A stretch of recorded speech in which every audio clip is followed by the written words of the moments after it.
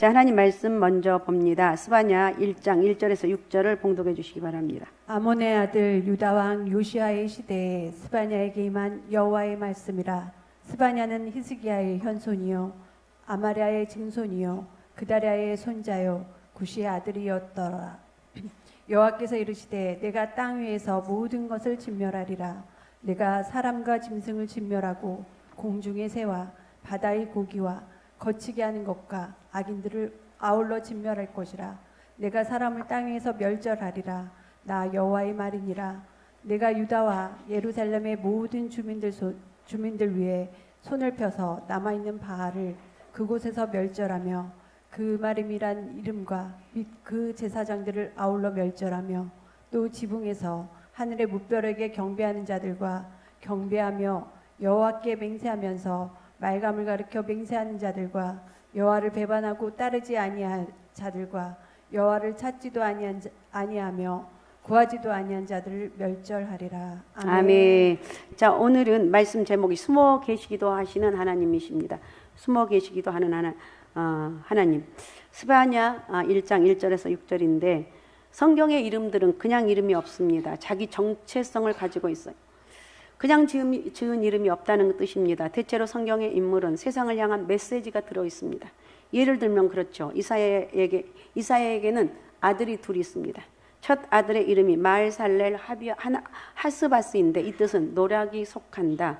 즉 세상이 다 도둑놈 같다는 그런 세상이라는 거예요. 노략에 죄악에 빠져 있다는 뜻입니다. 세상에 대한 마음 아픈 고백이에요. 아들들의 이름을 이렇게 지었다는 거예요. 둘째 아들은 스알 야숲인데 남은 자가 돌아오려니까 첫째 아들은 바로 세상이 다 도둑놈 같다. 노략 이렇게 얘기하고 있는데 두 번째 아들의 이름을 스알 야숲 남은 자가 돌아온다는 뜻입니다. 희망적인 메시지입니다. 예수님의 이름이 무엇입니까? 아들을 낳으리니 임마누엘로 하라는 뜻이죠. 임마누엘의 뜻은 분명한 메시지를 포함하고 있습니다. 우리와 함께 하신 하나님. 믿습니까? 여러분 세상 사람들 다 떠나도 우리는 우리 주님이 나와 함께 하신다는 것. 이걸 잊어버리면 안 돼요. 나는 누구냐? 내 이름은 누구누구다가 아니라 나는 하나님이 함께하는 사람이다. 믿습니까? 여러분은 하나님이 함께한다는 사실을 인정하십니까? 큰 믿음의 사람이 여러분 되시기 바랍니다. 또 당시 상황에 따라서 이름을 짓는 경우도 있는데 우리나라의 월드컵 4강 때 낳은 아이 이름 중에 4강이란 이름이 많이 있다네요. 4강. 우리가 4강에 들었잖아요. 4강이란 이름이 많다고 그럽니다. 성경에도 그렇습니다. 엘리 제사장의 아들 둘이 있었는데 그런데 아기를 낳았는데 너무 세상이 두려웠어요. 그래서 며느리가 아기 이름을 이렇게 지었습니다. 이가봇. 며느리가 이가봇이라고 아들을 짓고 아들의 이름 아기를 낳고 이렇게 죽었습니다. 그 이름의 뜻은 무엇인가? 하나님의 영광이 떠났다는 거예요. 슬픈 말이죠. 하나님의 영광이 떠났다는 거예요. 모세도 마찬가지입니다. 이방에 살면서 아들 둘을 낳았는데 자신의 신세를 한탄하면서 첫 번째 아들을 게르솜이라고 했습니다. 게르솜은 이방인의 객이 되었다는 뜻입니다. 자신의 신세를 한탄한 이름입니다. 그렇다면 오늘 본문에 나오는 스바냐라고 하는 이름의 뜻은 무엇인가? 스바냐. 자, 스바냐. 자, 1절 한번 읽어주시기 바랍니다. 1절. 아몬의 아들 유다 왕 요시아의 시대에 스바냐에게 임한 여호와의 말씀이라. 스바냐는 히스기야의 현손이요 아마랴의 증손이요 그다랴의 손자요 구시의 아들이었더라. 예, 스바냐의 족보가 나오는데 성경의 인물 중에 이렇게 4대까지 소개하는 경우가 없어요. 가문이 이 말은 가문이 끝내준다는 거예요. 히스기야의 현손이고 아마랴의 증손이고 그다랴의 손자고 구시의 아들이었다. 그래서 가문이 아주 대단한 가문인데 이렇게 좋은 가문은 바로 함부로 이름을 짓지 않죠. 무엇인가 의미 있는 이름을 지으려고 하는데 시대적인 메시지를 담을 가능성이 많다는 거예요. 그러나 스바냐는 다릅니다. 4대째 집안 전통이 있습니다. 그렇다면 스바냐라고 하는 뜻은 이름이 무엇인가? 하나님이 숨어 계신다. 하나님이 숨어 계신다라는 의미입니다. 즉 하나님이 지금 이 시대에 숨어 계셨다는 것을 의미하고 있는데 신학자들 간에 이 이름을 해석하는데 굉장히 여러 가지로 말이 많았다고 그럽니다. 그런데 어떻게 하나님이 숨어 계실 수 있는가? 아니 다윗과 솔로몬 이름을 말할 수도 있고 번창하고 탁월하고 충만하고 이런 이름이 많은데 왜 스바냐라는 이름을 지었냐는 거예요. 인생을 걸고 살아야 하는 이름인데 왜 그렇게 끝내주는 가문이 이런 시대적 이름을 선택했는가, 이렇게 고민하고 있다는 것입니다. 첫 번째 하나님 어떤 하나님이냐? 숨어 계신 하나님이라는 거. 우리가 평생 하나님과 함께 살고 계시죠. 그죠? 우리가 하나님을 그런데 어쩔 때는 피할 때가 있어요. 나 예배 가기 싫다. 이러면 이건 내가 하는 것 같지만 사실은 내 영적인 무능력이 생기고 사단이 개입이 꼭 있어요. 야, 너 오늘 교회 안 가도 돼. 너 다른 데 가서 다른 것 해도 돼. 이러면서 우리를 유혹할 때, 야, 그래도 무슨 소리야. 사탄아, 물러가라. 그러면 되는데 거기에 또 헐떡, 그래, 내가 오늘 안 간다고 뭐 표가 나겠어. 뭐 하겠어. 다른 놈들이 다 잘하는데. 이렇게 넘어가는 거예요. 근데 성경은 놀라운 이야기라는데 하나님이 숨어 있을 때가 있다는 것입니다. 그러니까 내가 하나님을 피한 것이 아니라 하나님이 피하신다는 거예요. 그러니까 이것은 하나님이 능력이 없어서 피한 것도 아니고 삐쳐서도 아니라는 거예요. 분명히 영적으로 어두운 세상에서 하나님은 숨어 계신 듯 하고 있는데, 숨어 계신다고 말하고 있는데 사람들이 하나님을 부를 때도 하나님 응답하지 않으셨어요. 그런데도 하나님께 침묵하셨습니다. 이런 시대가 있었습니다. 사람들은 열정적으로 예배를 드립니다. 찬양과 경배와 제물이 있습니다. 그런데도 침묵하셨어요. 구약과 신약으로 넘어가는 예를 든다면 중간사에 하나님 뜻 말라기에서 마태복음으로 넘어가는 그 과정이 있는데 거기에서 몇 년 동안 하나님이 침묵하신 줄 아십니까? 하나님이 나타나지 않았어요. 몇 년 동안? 내가 옛날에도 말씀드렸던 거 400년 동안. 몇 년 동안? 400년 동안 숨어 계셨어요. 이들이 제사 방법이 되었는가, 잘못이었는가 아니라는 거. 이들은 하나님을 찾기 위해서 몸부림을 쳤습니다. 하나님 왜 응답이 없습니까? 몸부림을 쳤어요. 그러나 숨어 계셨어요. 오늘 본문의 내용에서도 마찬가지인데 히스기야 왕 때 2명의 탁월한 선지자가 있었는데 이사야와 미가입니다. 이들은 하나님 말씀을 능력 있게 전했습니다. 그리고 나서 하나님께 숨어버렸어요. 조용히 했습니다. 얼마 동안 그랬는가? 70년 동안 침묵하셨어요. 물론 그들의 제사 방법이 바뀐 것도 아니면 똑같이 드립니다. 그러나 하나님은 숨어 계셨습니다. 그리고 나서 70년 후에 나타나셔서 만나게 되는 사람이 바로 스바냐 선지자였어요. 오늘 우리도 마찬가지입니다. 아무리 매주일 예배를 드리고 찬양을 하고 말씀을 드리고 예배를 드립니다. 우리에게 최고의 능력은 예배를 통해서 하나님을 만나는 거예요. 믿습니까? 가장 귀한 것은 뭐냐? 예배를 통해서 은혜를 받고 하나님을 만나는 거. 메시지를 통해서 나에게 말씀하신 하나님을 만나는 거라는 거. 우리는 지난주에도 똑같은 예배를 드렸고 10년 전에도 똑같은 예배를 드렸습니다. 그런데 요새는 왠지 모르게 내 마음이 조금 삐끗해진 것 같아. 우리 교회는 그런 분이 없고 다 열심히여서 너무 감사한데 만약에 내가 하나님을 만나고 있지 못한다면 이건 심각한 문제라는 거예요. 누구보다 내가 내 마음을 너무 잘 알아. 내 마음이 왜 이렇게 냉랭한지 모르겠어. 내 마음이 왜 이렇게 삭막한지 모르겠어. 내 마음에 내가 말씀이 나에게 들어오면 말도 안 되는 소리 하고 있어. 목사님 설교하는 게 저게 가짜야. 혹시 이런 거 한 번도 안 하셨어요?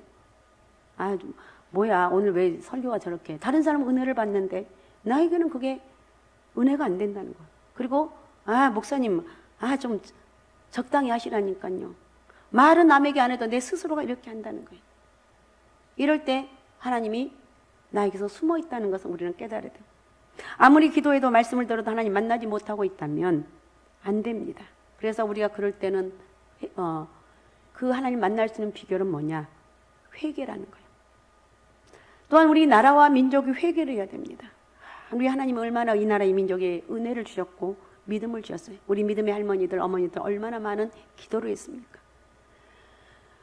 그래서 그런데 지금은 하나님을 의지하는 것이 아니라 세상을 의지하고 돈을 의지하고 또 과학을 의지하고 요즘 또 무슨 AI 시대 맞나요? 이런 시대다 보니까 컴퓨터 하나 뚝뚝하면 다 이루어지는 거예요.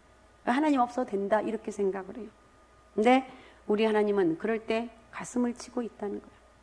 정말 오늘 우리에게 원하는 것은 회개의 은혜가 임하길 원한다는 거예요. 하나님은 지금 숨어 계실 수도 있습니다. 이미 이 민족에게 축복을 많이 주셨다는 거예요. 그러나 이 민족이 그것을 거부했습니다. 어느 날 우리에게 선지자가 없어졌어요. 하나님 말씀이 등불이 희미해져 있습니다. 하나님이 침묵하고 계십니다. 지금 이것이 지금 우리의 나라의 모습이 아닌가 우리는 한번 생각해 볼 필요가 있습니다. 그래서 우리는 공부를 해도 성경 공부를 해야 돼요. 교회에서는 다른 걸 여러분 끄집어내지 말고 성경을 읽고 또 읽고 또 읽고 또 읽고 계속해서 묵상하면서 그 성경 속에 있는 하나님을 만나야 되는 거예요. 할렐루야.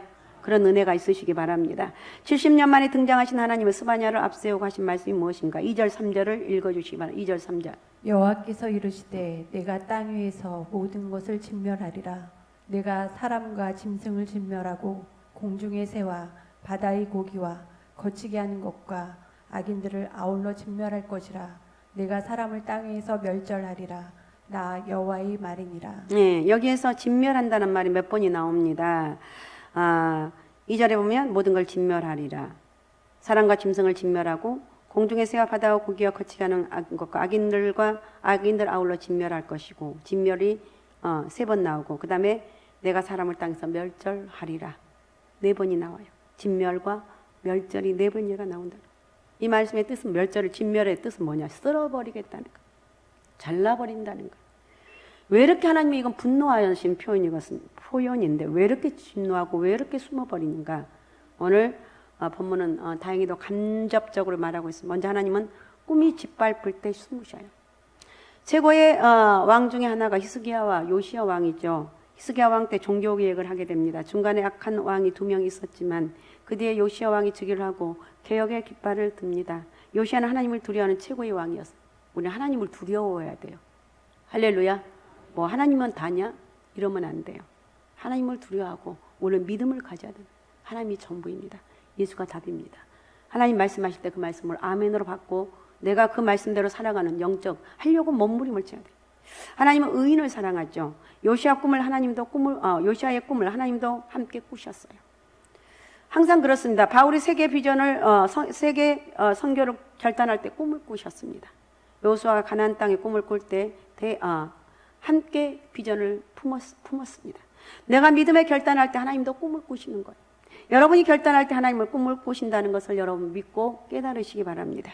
그래서 하나님 우리를 거룩한 제사장으로 만들려고 하는 거예요. 그럼 우리는 어떻습니까? 한두 번 따르다가 우리가 내가 이렇게 하려고 했는데 어쩔 때는 안 될 때가 있어요. 하나님 왜 이렇게 나를 짓밟는 거야? 그러다가 뜨거운 척하고 은혜 받는 척하고 기뻐하며 충만하다가 순식간에 사라져버려요. 이게 바로 우리들의 모습이에요. 그런데 어느 정도 지나보면 우리가 숨은 것이 아닙니다. 누가 하나님은 숨으셨어요. 하나님이 숨어 계시는 거예요. 이것이 숨어 계신다는 건 암흑이고 고통이에요. 그래서 말라기에서 마태복음으로 내려올 때 그 시대를 뭐라고 표현하냐면 암흑의 시대라고 하면 암흑기 시대. 하나님이 숨어버린 시대라는 거예요. 고통이죠. 암흑의 시대는 고통이에요. 자, 그렇다면 하나님의 본질적인 꿈은 무엇인가? 생명이라는 거예요. 그 생명은 예배를 통해서 나온다. 그러니까 정말 예배 들 때는 잘 들으시기 바랍니다. 할렐루야. 졸지 말고. 꼭 졸으신 분들 딱 2분이 있어요. 권사님들. 내가 누구라고 딱 집어서 말하면 불편하겠기에 정신 바짝 차리고. 권사님들 예배 잘 들으시기 바랍니다. 옛날에 우리 상갈동에서 있을 때 돌아가셨는데 506동 사셨는데 그분 이름이 누구더라? 강용진 권사님. 강용진 권사님 그분은 모든 예배 정말 드렸거든요. 그분은 근데 말똥말똥 하시다가 설교만 들어가면 그때부터 주무시기 시작해요. 고맙습니다. 감사. 처음에는 깨웠죠. 권사님 정신 차리세요. 눈을 뜨시고 보세요. 소용없어. 그냥 주무시라고 냅둬. 그냥 얼마나 코를 골고 주무시고. 이게 안 되는 거예요. 어쨌든 예배는 생명이에요. 예배에 여러분 은혜 받지 못하면 안 된다니까요. 예배를 통해서 생명의 하나님을 만나라는 거예요. 그래서 예배를 통해서 생명을 경험하고 하나님을 경험하라는 거예요. 자, 5절은 이런 말을 하고 5절 말씀 한번 읽어주시기 바랍니다. 또 지붕에서 하늘의 무별에게 경배하는 자들과 경배하며 여호와께 맹세하면서 말감을 가르쳐 맹세하는 자들과 예, 지붕에서 하늘의 이런 성신에게 절하고 난리가 우상을 섬겼다는 거예요. 이것을 하나님 싫어하는 게 우상 숭배. 제일 싫어하는 거. 여러분 부부가 결혼했는데 남편이 아내가 있는데 다른 여자라고 이렇게 희당락하고 이렇게 하면 여러분 그 여자가 그 꼴을 아이고 여보 잘한다, 어머 잘한다 이래요 안 해요? 반죽여 놓지. 그러니까 숨어서 죄를 짓죠. 안 된다는 거예요. 어쨌든 하나님 바로 이런 모습. 네가 그렇게 아내가 남편이 바람필 때 못 견디지 않느냐? 나도 그렇다는 거예요. 너에게 내가 남편을 주고 아내를 줬는데 왜 딴짓하냐 이거예요. 사실 성도들은 이 3가지 영역에서 생명을 죽이는 일이 일어납니다. 자기가 죽고 가정이 죽고 교회가 죽습니다. 이런 분이 계십니다. 교회에서는 문제가 없어요. 그런데 집에 가면 매일 싸워요. 그리고 예배를 드립니다. 그것은 바로 어떤가? 가족의 생명을 죽이는 거예요. 또 교회만 오래 가면 부부싸움을 하는데 이것은 안 믿는 남편이 있고 안 믿는 아내가 있어서 하는 건 이게 아니에요. 같이 교회로 오면서 부부싸움을 하는 거 안 된다는 거예요. 그렇게 나타나는 것은 배우자의 생명을 죽는 거예요. 그럴 때 하나님이 숨어버린다는 거예요. 절대로 하나님의 은혜를 경험할 수가 없어요. 그래서 여러분 한 사람이 죽는 거예요. 참는 거예요. 오늘 가서 은혜 받읍시다. 여봉. 애들아 가서 오늘 은혜 받자. 오케이? 이러면서 아예 인상 빵빵 쓰고 나오면 은혜가 되겠느냐는 거예요. 오늘부터 여러분 인상을 다 스마일 하면서 나오시기 바랍니다. 그게 나오는 게 복이에요. 하나님이 숨어버리면 안 되는 거예요. 혹시 여러분 불륜의 죄를 저지르는 분이 있다면 정말 회개해야 돼요. 불륜? 이런 소리 하면 안 되죠. 안 해야 되죠.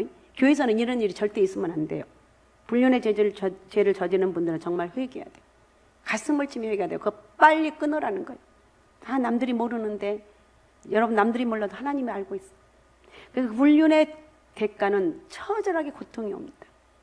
성경은 성적인 범죄에 대해서 자신에게 죄를 짓는다고 말하고 있어요. 스스로 죄를 짓는다. 가정 파괴도 무섭지만 자신의 생명과 다른 생명을 죽이는 것이기 때문에 무섭다는 거예요. 하나님의 꿈이 말살되면 하나님이 숨어버리는 거예요. 마찬가지 교회에서 짜증내고 미워하고 시기하면 은혜가 안 됩니다. 불만이만 생기고 교회 지체를 죽이는 분내 독이 공동체를 교회를 파괴한다는 거예요. 생명체를 죽이는 구역에서도 마찬가지. 그러면 은혜를 잃어봐. 아니 우리 구역장 왜 저러는데, 우리 구역 인도자는 왜 그러는데. 구역 인도자 구역장 정말 중요하거든요. 절대 여러분 하하하 웃으면서 알겠습니다. 그렇게 기도해야 돼. 몸부림치며 내가 기도하지 않으면 이끌어갈 수가 없어요. 어쨌든 공동체라고 하는 생명체인 하나님의 꿈을 짓밟으면 안 된다는 거예요. 그러면 하나님이 숨어버린다는 거예요. 두 번째, 하나님은 두 마음을 품게 되면 숨어버리는데 우리 하나님 사람들은 예배를 빠지는 것이 아니고 찬양도 합니다. 헌금도 하고 그러나 문제가 있는데 두 마음이라는 거예요. 5절 다시 한번 읽어주기 바랍니다. 5절. 또 지붕에서 하늘의 무별에게 경배하는 자들과 경배하며 여호와께 맹세하면서 말감을 가리켜 맹세하는 자들과. 그러니까 우상을 섬기면서 하나님께 또 예배를 드립니다. 밀감을 가리켜 맹세하는데 여기서 밀감 몰렉을 가리킨다고 합니다. 하나님 좋다고 하면서 돈을 더 좋아한다는 거예요. 돈 싫어하는 사람 없지만 그래도 너무 돈 때문에 하나님의 은혜를 잃어버리면 안 된다는 거예요. 하나님 믿으면 세상을 두려워하는 모습이라는 거예요. 참으로 어리석은 모습입니다. 이런 혼합주의, 이런 사람들 혼합주의라고 그래요. 혼합주의적인 사람들은 합리화에 강합니다. 비판을 하려고 하고 순종하려고 하지 않아요. 아니 왜 예배를 안 나오세요? 특세 내일부터 있는 특세에 올라와서 예배 드렸어요? 제가 어쩌고 그 말 하지 말고 그런 말을 아예 담지도 마세요. 죄송합니다. 제가 내일부터 잘 나오게 이러면 되는데 내가요 어저께는 뭐가 어쩌고는 그건 다 핑계라는 거예요. 하나님 말씀 앞에는 예고 아니고 죄송합니다. 새벽 예배를 통해서 하나님 은혜를 받겠습니다. 이런 모습. 그러니까 제가 구역 인도자 때도 공과에도 말씀을 드렸는데 특세는 꼭 큰 교회적인 문제가 우리도 알지 못한 문제들이 하나하나씩 빵빵하게 해결되는 것을 지금까지 쭉 고목사님도 그렇고 저도 그렇고 와 이번에는 이런 문제가 해결됐네. 이러면서 둘이 이렇게 같이 고백할 때가 있거든요. 어쨌든 우리는 하나님은 내가 헌신하고 수고한 것 절대로 반드시 갚아주십니다. 그래서 여러분 또 돈을 보호하려고 애를 쓰지 말고 하나님을 사랑한다고 두 가지로 사랑한다 이렇게 하면 안 돼요. 이게 혼합주의라는 거예요. 이런 자들에게 야고보는 이렇게 얘기합니다. 야고보 1장 7절에서 8절을 읽어주시기 바랍니다. 이런 사람은 무엇이든지 죽게 얻기를 생각하지 말라. 두 마음을 품어 모든 일에 정함이 없는 자로다. 예, 두 마음은 정말 조심해야 됩니다. 혼합주의 이단이라는 거예요. 이것은 멋있는 것처럼 보일 수가 있습니다. 그러나 정말 조심해야 돼요. 하나님 믿지 않는 것보다 더 위험하다는 거예요. 성도들 중에는 어떤 사람들은 교회 일이 힘들다 하는 분들이 맞아요. 힘들 수도 있어요. 세상 일도 바쁜데 그 일이 더 플러스 되니 얼마나 힘들겠습니까? 성경은 그러나 주님을 바라보라고 말하고 있어요. 예수 그리스도를 바라보면 네가 감당해 나갈 수 있는 힘을 주신다는 거예요. 믿습니까? 예수 그리스도를 바라보면서 감당하시라는 거예요. 그러니까 옛날에는 그랬어요. 제가 예수 믿고 얼마 안 될 때마다 우리 장로님들, 우리 집사님들은 부흥회나 이런 거 하면은 회사에 쉰다고 하는 게 뭐예요? 연차 휴가를 냈고 예배를 드렸어요. 요즘은 놀러 가는 데는 모든 연차는 하지만 예배 드리고 이렇게 하는데 부흥했다 해서 연차 내신 분들은 거의 못 본 것 같아요. 그렇게 우리 믿음의 부모님들 또 우리 할머니 할아버지는 그렇게 주의 일에 정말 예배드리는데 목숨을 걸었다는 거예요. 어쨌든 우리도 이렇게 정말 다시 한번 우리 회복이 돼야 돼. 뭘 회복하는가? 영적인 은혜를 회복하고 예배를 회복하자는 거예요. 믿습니까? 하나님이 숨어버리면 안 된다는 거예요. 영적인 공감이 너무 심해지고 힘들다는 거예요. 영적인 어둠이 온다는 거예요. 그래서 우리는 하나님은 숨어 계신 하나님이 아니라 하나님 내가 예배를 통해서 나에게 만나주시길 원하시는 그 하나님이란 이런 말씀으로 여러분 하나님은 내가 만나야 될 뿐이다. 예배를 내가 바르게 드리면서 하나님을 만나자. 이런 만남의 은혜가 있으시기 바랍니다. 믿습니까? 그러니까 하나님은 우리를 기다리시는 거예요. 내가 잘못할 때마다 손을 대시면 아마 우리는 이 세상 사람이 아닐까. 벌써 저 세상 사람이. 하나님은 그러나 하나님이 마음에 안 들 때 숨어버릴 수도 있다는 거예요. 하나님이 숨어 계신다면 우리는 엄청난 어려움을 당할 거라는 거예요. 자, 우리는 하나님을 숨게 하시지 말자는 거예요. 하나님의 꿈에 동참하고 어려움이 있더라도 말만 앞서는 것이 아니라 결단하면서 하나님을 따라가자는 것입니다. 믿습니까? 그래서 멸절당하면 안 되고 그 다음에 두 마음을 내려놓으라는 거예요. 물질주의, 혼합주의, 우상숭배 다 내려놓고 그때 그렇게 하면 하나님이 숨어버린다는 거예요. 내가 그렇게 많은 예배를 드리고 하나님 은혜를 못 만나고 계신다면 우리가 왜 나는 이렇게 은혜가 안 되는가 회개하라는 거예요. 자, 어쨌든 오늘 말씀은 짧은 말씀이지만 우리는 하나님은 숨어버릴 수도 있다. 숨어버리시기도 하신 하나님이다. 그러나 그 하나님을 내가 적극적으로 경험하고 만나고 혹시 내 마음속에 하나님의 기도의 응답이 없다 할지라도 끝까지 몸부림치며 기도하시면서 하나님 은혜의 역사가 임하는 그런 은혜가 있으시기 바랍니다. 할렐루야. 자, 스바냐는 하나님 여호와는 숨으시다는 뜻입니다. 정신 차리고 오늘 승리하시기 바라고 또 기도하면서 하나님 은혜가 함께 하시기 바라고 나는 별일 없어. 나만 별일 없는 것이 있으면 안 돼. 우리 가정, 우리 삶의 범사에 우리 주님이 주신 축복의 통로가 여러분이 되시기 바랍니다. 할렐루야. 오직 예수 오직 믿음 오직 성령 충만함으로 바른 예배자로 오늘 또 여기까지 승리하게 하신 하나님 내일부터 한 주간 특세도 승리하시고 주님의 주신 힘으로 열심히 살아가십시다. 그런 은혜와 축복이 있으시기 바랍니다. 자, 기도하겠습니다. 머리에 손 얹으시기 바랍니다. 우리 하나님 고맙습니다. 감사합니다. 죄를 축복합니다.